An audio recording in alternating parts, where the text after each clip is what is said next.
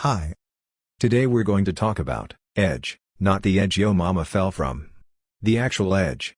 The edge that made Levi, well, edgy. I am talking about the outlines.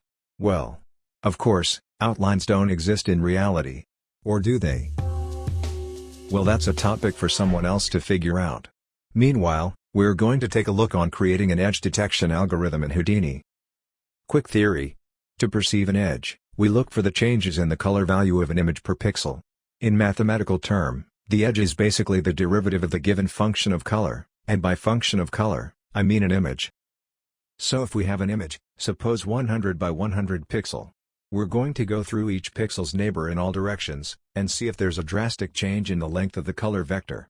And by drastic, I mean if it exceeds a threshold which we can manually decide. So if it exceeds the threshold, we can say there's a change in color spectrum or norm.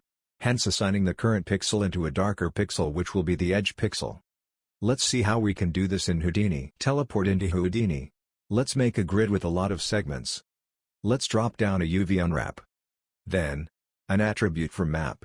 And point it to any image you want. I am going to use this image of a seagull.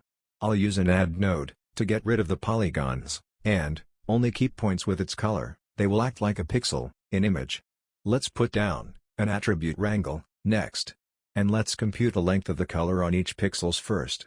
Then let's use a near point function, to store the near point ID for each neighboring points. This was the lookup part. For the next part, let's put down another wrangle, and first, normalize the previously stored norm within the range of 0 and 1. Let's put down 4 attributes for the 4 stored points, and, subtract the norm of each stored point from the current norm. This will give us the difference in norm for each found points. We can now declare a threshold value, and, do a condition for each point, to check if it exceeds the threshold we declared. And if it does, we can just transfer that point to a new group. Now we can simply color all the pixel white, and, all the pixel which we stored in the group, black. And there you go, you have just made your own algorithm for detecting edges of a particular image. See you next time with some more easy yet interesting Vex experiments. Take care.